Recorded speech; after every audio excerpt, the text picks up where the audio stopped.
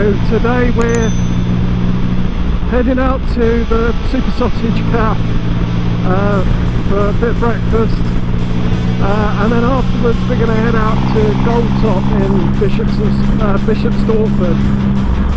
Today I'm out with Rob, out with Luke. So Rob's up front there on the Bonneville. Got Luke on the Kawasaki. I've got Brendan on the Yamaha, and behind him Ragnar on his Rocky X.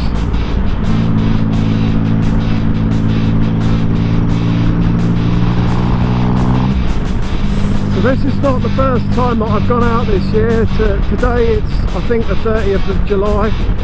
I've been out a bunch of times, not very many times this year, because I've got a son now who was born in October, so it's been quite difficult to get out on the bike this year. Well, I have been out a bunch of times. I went to the bike shed show down at the what do you call it, the tobacco docks, which, to be honest, wasn't that great a ride anyway. There was like a bicycle racer that was going through London at the time, so a lot of the roads were shut off, so the footage from that would have literally been me sat at roadblocks swearing at Power Rangers. So I actually lost that footage as well. The other times I've kind of been out really have just been commuting to work a few times.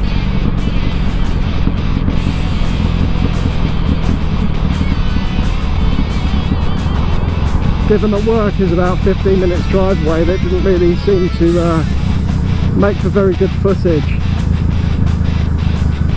This will be my last ride of the year.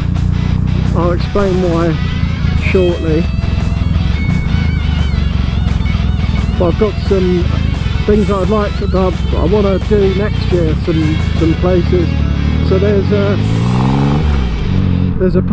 a few places actually out towards the Cotswolds. There's Coty Alta Cali. There is the Caffeine and Machine. And there's another place whose name escapes me, but when I'm editing this video I'll put the name up there. I went to J&S yesterday and bought myself a nice new snazzy pair of, I think they're called Frank Thomas leather pants. So I'm getting my Ross Geller on. I'm going to go home later and make my teeth nice and white as well. So I bought these were about 150 quid or something.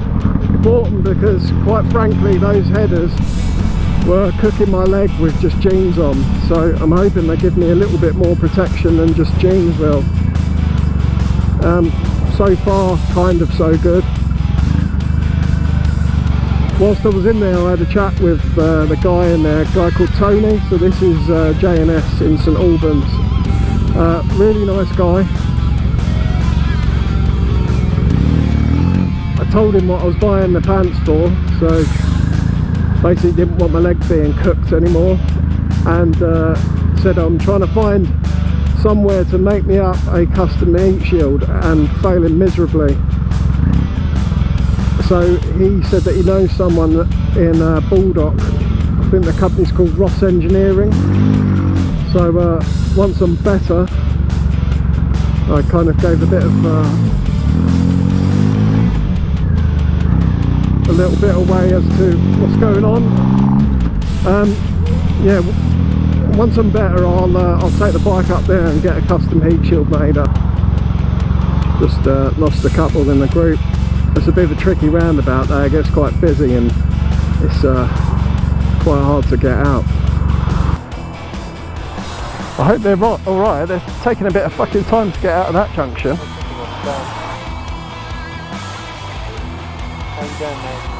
No, the only thing that worries me now is it getting put back any fucking more. Is it getting put fucking back anymore because of just fucking NHS bollocks?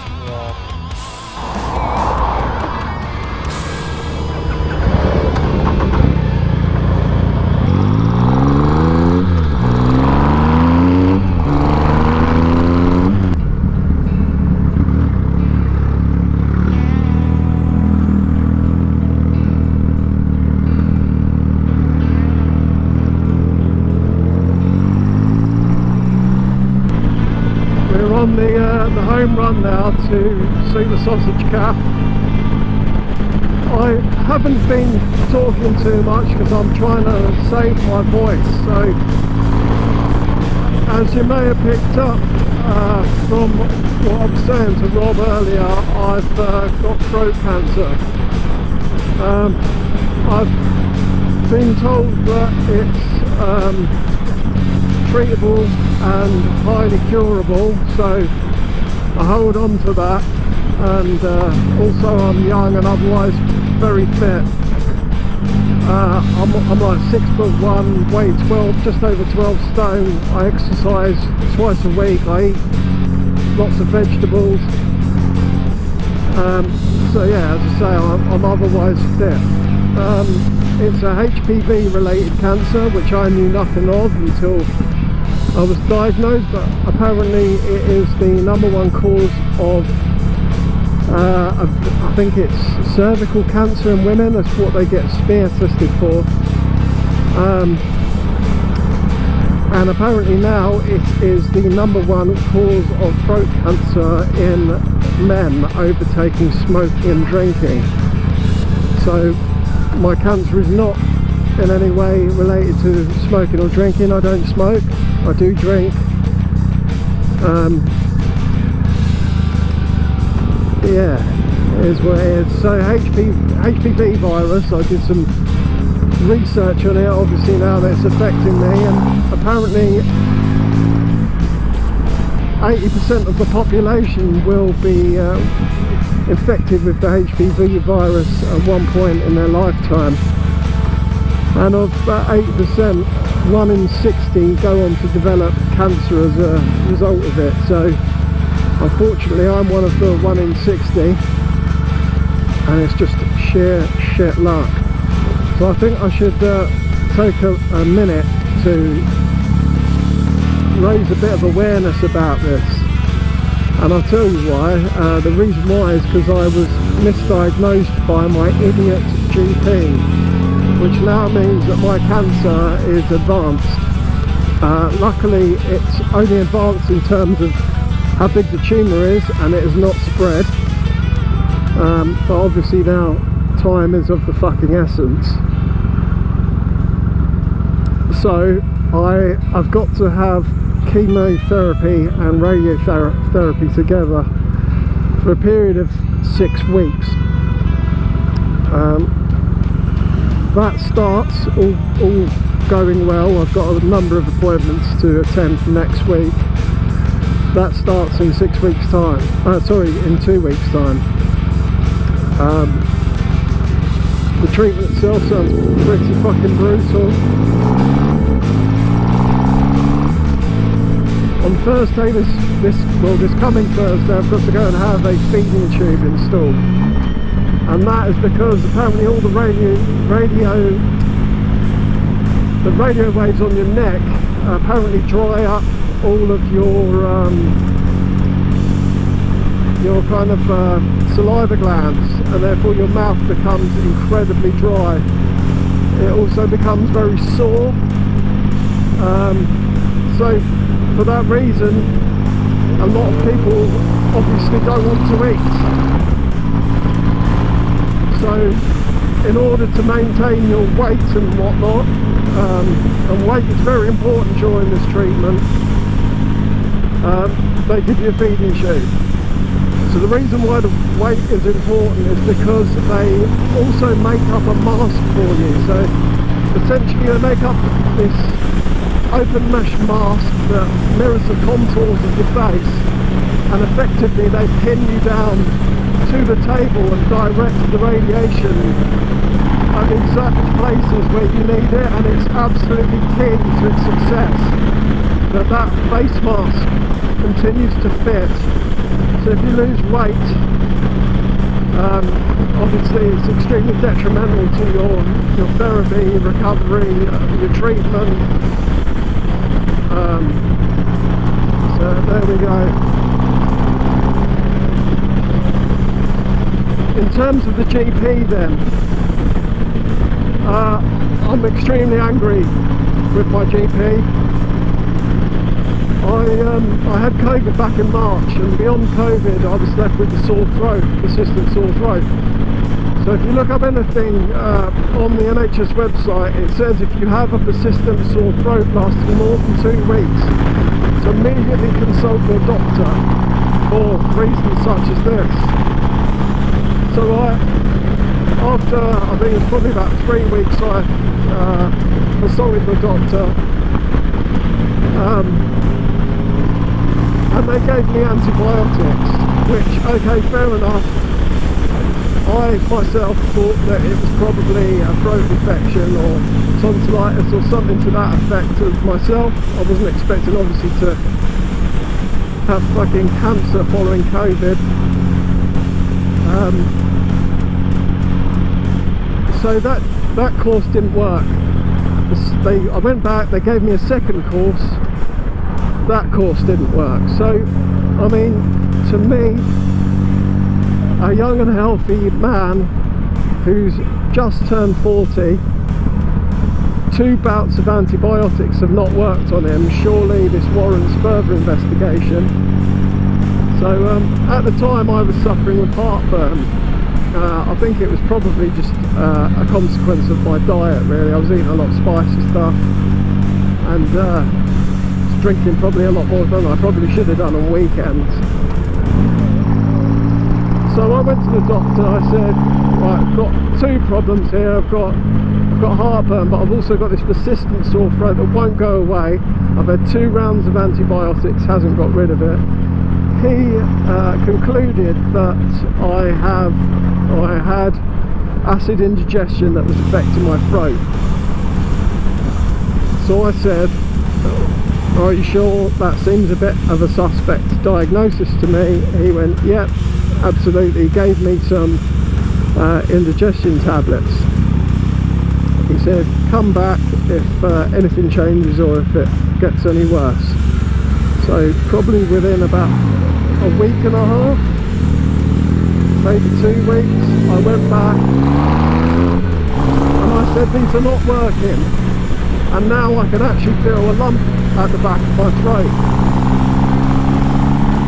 So,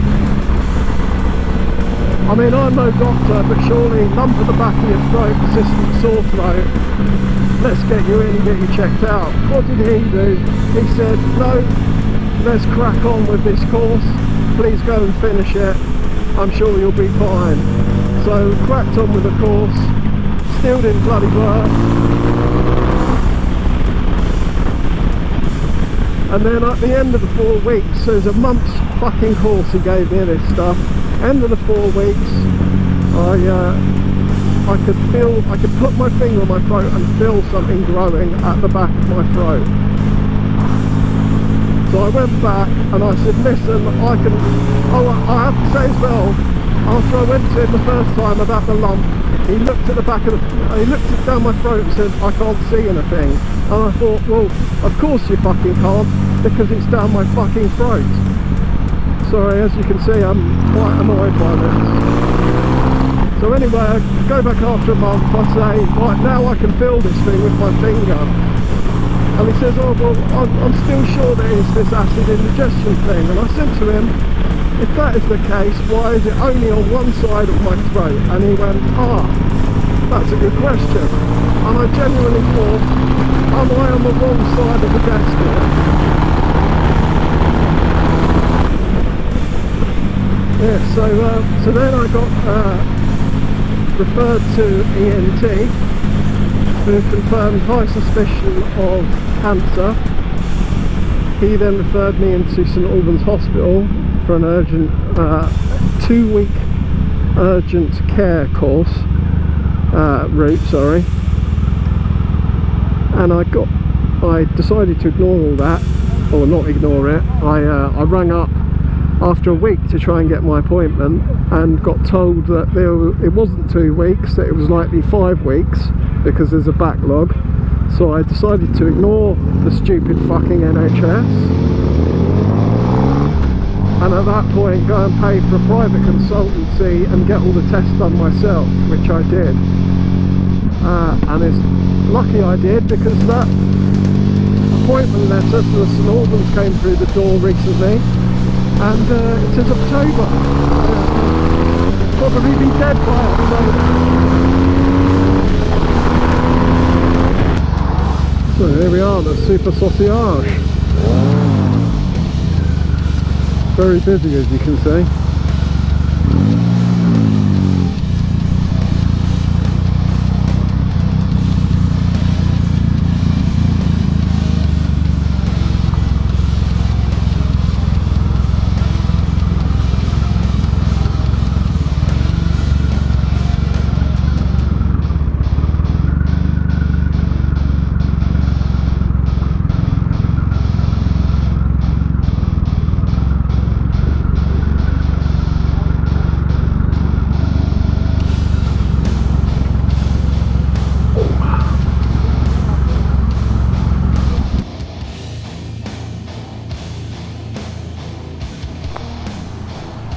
Right, off we go, ski.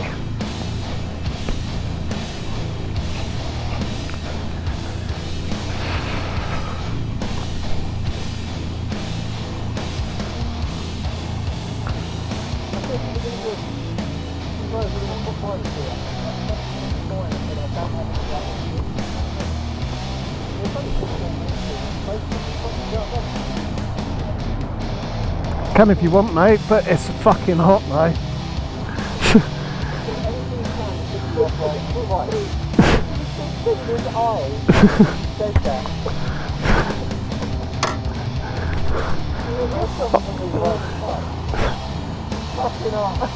Do you want to do it? You can do it, but it's like very hot. Yeah. 15 minutes.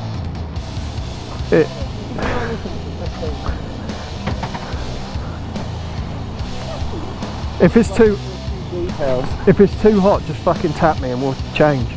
What do you need to know, really? Obviously the same two switch as every other bike, all the same. You won't need to show. It's 5 speed, everything else is the same, really, no? Alright. Your indicator is just like this on the other. Yeah. Horns in the same place. You don't need full beam. Nothing else really to tell you. You've never sat on it, have you? No. Might feel a bit cramped. It's alright? Yeah? Yeah. Fucking hell, it feels a lot lighter than that.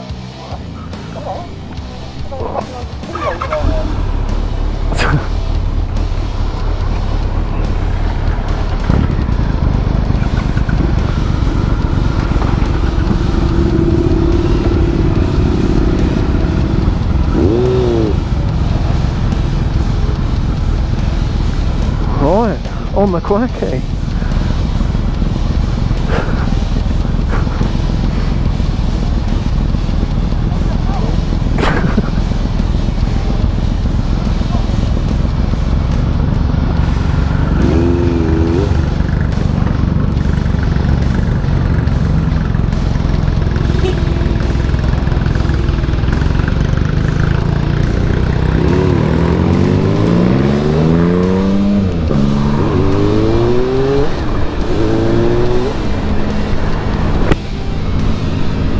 Now this is a bit different, so we just decided to have a bit of a bike swap. I've been asking him to ride this for quite a while. I really do love this bike. So I did warn Luke that the headers get incredibly hot on that bike, so I told him if it becomes too much, give me a tap on the shoulder, jump off it and we'll swap back.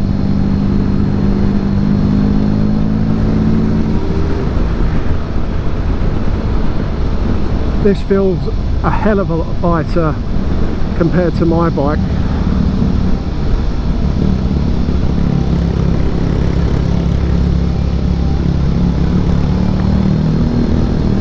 Feels, I mean, this is a replica of a 1980s sports bike. So I mean, there are far more, or I would assume there's far more nimble sports bikes around now. But honestly, night and day compared to that Rocket. Feels very nippy as well, this bike. So as I've said many times on this channel, if I could have another bike, it would be a Kawasaki sports bike. So my favourite of all the Kawasaki sports bikes is the H2SX. But I mean, if I could have another one other than that, it would be one of these. I love the look of it.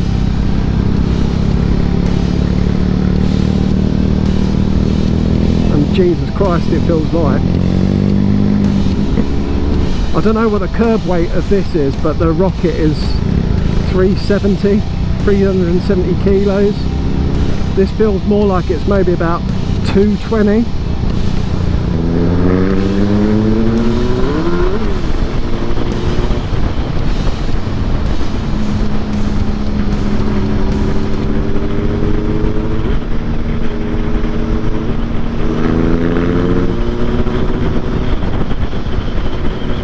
Pretty punchy as well.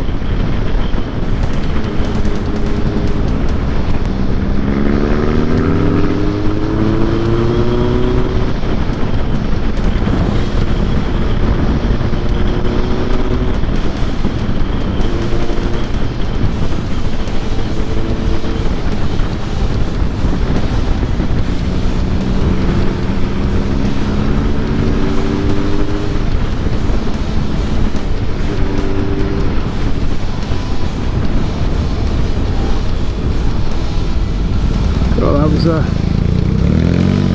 nice use of the brakes there.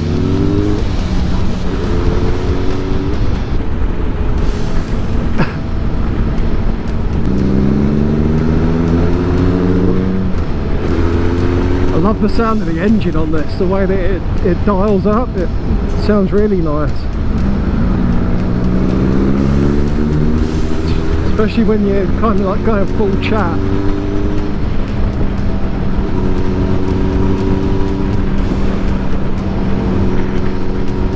Definitely takes a bit of getting used to with the feet back and hands forward position, because I'm just used, I mean, that Rocket is like a big armchair. You could sit on that all day long. It wants to like drop into corners, and it does it with absolute ease. Like with the Rocket, you really have to manhandle it into a corner.